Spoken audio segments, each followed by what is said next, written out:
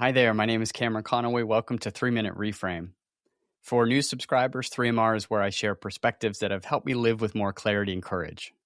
Sometimes these insights arise from ancient texts or the classrooms where I teach, and sometimes, like today, they arise from the House Judiciary Committee hearing on February 11th, 2026, involving, you guessed it, Attorney General Pam Bondi. The event really was a tragedy. Bondi sat just a few feet away from survivors of Jeffrey Epstein.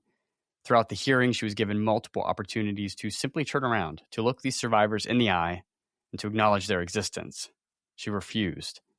If she needed to speak to a staffer behind her, she would lean her entire body back awkwardly rather than turn toward the survivors. One survivor, Danielle Bensky, later said, "Just the sheer acknowledgement that we were human would have been enough," and she couldn't even do that. Another, Teresa Helm, noted that by turning her back on those in the room, Bondi was turning her back on survivors everywhere.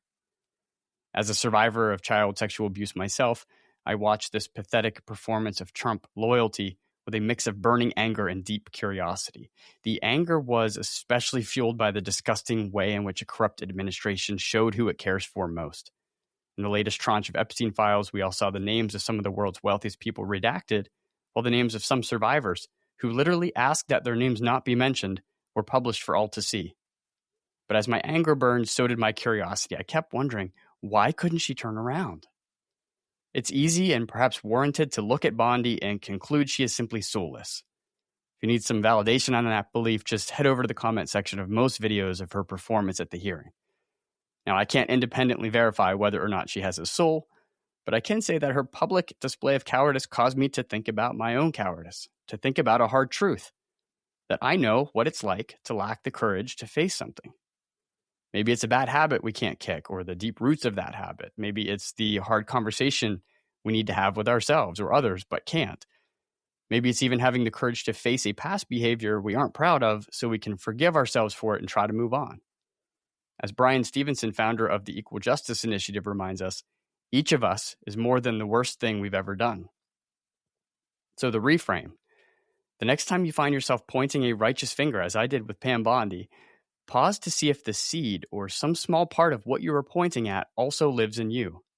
If you find that it doesn't, might that be an opportunity to face something new? The goal isn't to let public figures off the hook for their failures, and it's not to run around finding terrible qualities in others just to see if we have them so we can feel worse about ourselves. It's to ensure that we see ourselves fully, that the finger pointing doesn't become a distraction from our own growth.